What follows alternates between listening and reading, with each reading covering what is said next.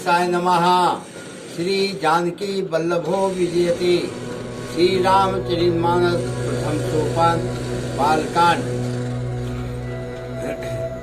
सर्वमंगल मांगल्ये शिवे सर्वार्थ साधके शरण्ये त्र्यंबके गौरी नारायणी नमोस्ते।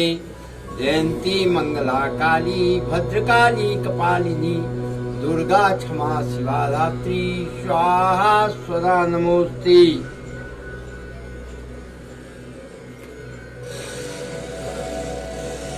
भय निशाचर जाइते महावीर बलवान। कुंभकर्ण रावण सुबटे सुर विजयी जगजान। सियापति रामचंद्र शरणम। मुकुट न भय हते भगवाना। तीन जन्म दुज बचन प्रबाना। एक बार तिनके हित लागी। धरऊ शरीर भगत अनुरागी। कश्यप अदिति तहाँ पितु माता। दशरथ कौशल्या विख्याता। एक कल्प यही विधि अवतारा। चरित पवित्र किए संसारा। एक कल्प सुर देखि सुखारे। समर जलंधर सन सब मारे। शंभु कीन संग्राम अपारा। धनुज महाबल मरई न मारा। परम सती पराधिप नारी। तेहि बलताहि न जितहि पर पुरारी। छल करे टार्योता सुब्रते। प्रभु सुर कारज की। जब दे जानऊ मरम तबे। श्राप कोप कर दीन। सियापति रामचंद्र शरणम। तासु साप हर दीन प्रमाना। कौतुक निधि कृपाल भगवाना। तहाँ जलंधर रावण भयऊ। रनाति राम परम पद दयऊ। एक जन्म कर कारण एहा। जेहि लगे राम धरी नर देहा। प्रति अवतार का प्रभु केरी। सुन मुन बरनी कबिन घनेरी। नारद श्राप दीने के बारा। कलप एक देहि लगी अवतारा। गिरजा चकित भई सुनि बानी। नारद विष्णु भगत पुनि ज्ञानी। कारण कवन श्राप मुन दीना। काय अपराध रमापति कीना। ये प्रसंग मोहि कहूँ पुरारी। मुनि मन मोह आचरज भारी। बोले बिहसि महेश तबे। ज्ञानी मूल न कोई। जय जस रघुपति करही। जब सो तस तेहि क्षण होई। सियापति रामचंद्र शरणम। उमापति महादेव शरणम। कहूँ राम गुण गात। भरद्वाज सादर सुनहूँ। भवभंजन रघुनाथ। भज तुलसी तज मान पदे मने मदे। हिमगिरि गुहा एक यति पावन। वह समीप सुर सरी सुहामन। आसम परम पुनीत सुहावा। देव ऋषि मन यति भावा। निरखि शैल सरि विपिन विभागा। भयउ रमापद अनुरागा। सुमिरत हरि साप गति बाधी। सहज विमल मन लागी समाधि। मुनि गति देखी सुरेश डराना, काम ही भूल कीन सन्माना। सहित सहाय जाहु मम हेतु, चलऊ हरस ही जलचर केतु। सुना सीर मन महु यसित्रासा, चाहता देव ऋष मम पुरवासा। जे कामी लोलुप जगमाही, कुटिल का कयू सब ही डराही।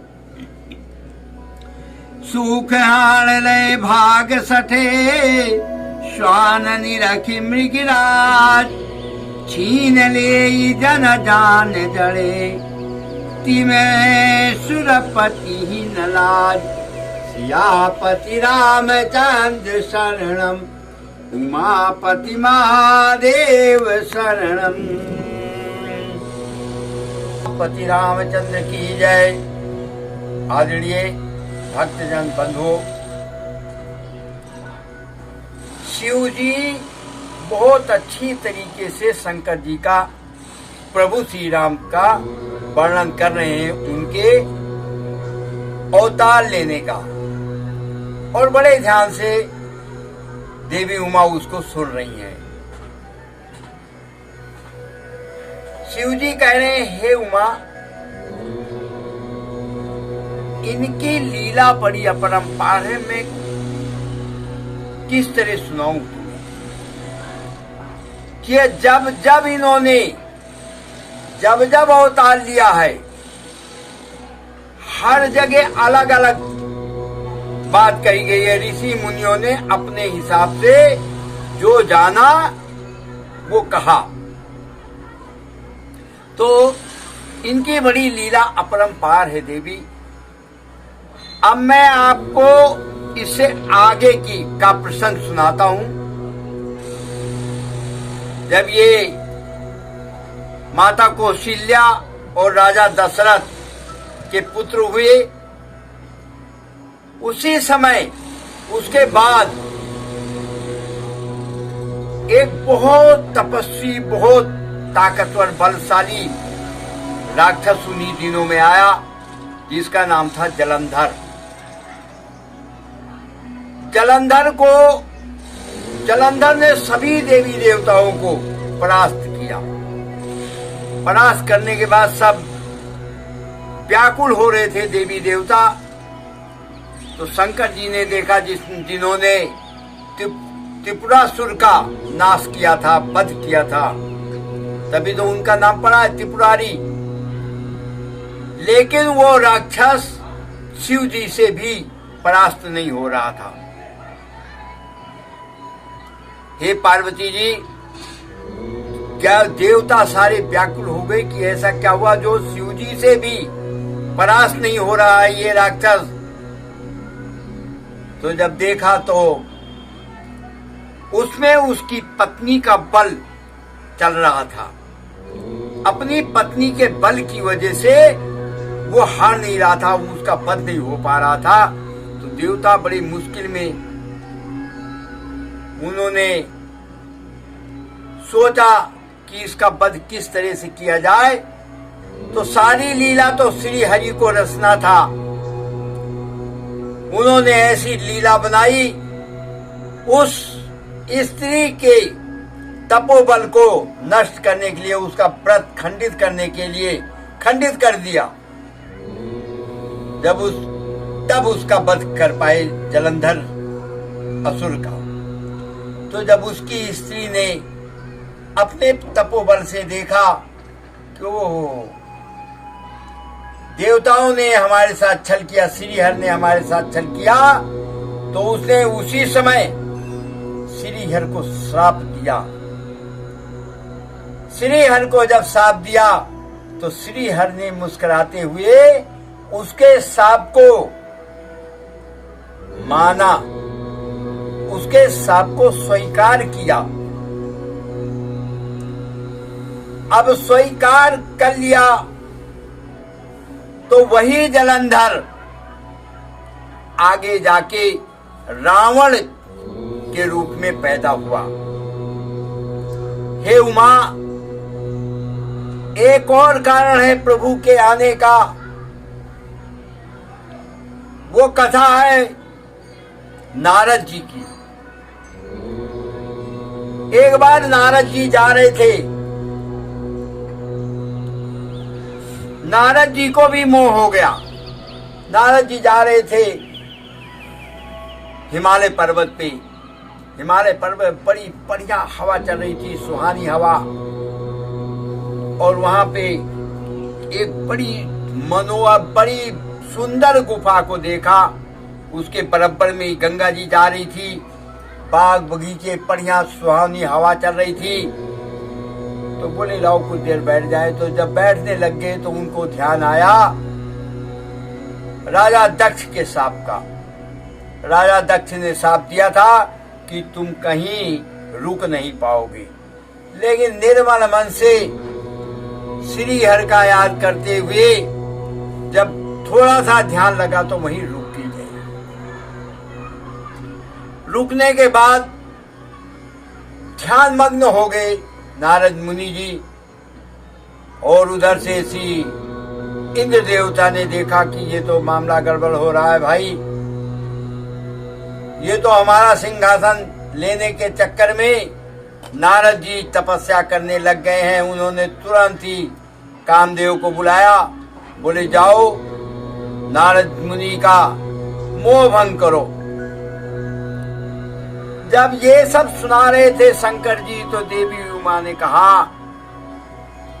हे स्वामी, पूर्ण से विस्तार पूर्वक नारद जी के इस प्रसंग को सुनाओ। क्योंकि नारद जी तो इनके प्रिय हैं श्री हरि के। इनको मोह कैसे हो गया? स्वामी, इस प्रसंग को भी मुझे सुनाओ। बोलो श्यापति रामचंद्र की जय, उमापति महादेव की जय, पवन सुत हनुमान की जय। जय जय सीताराम।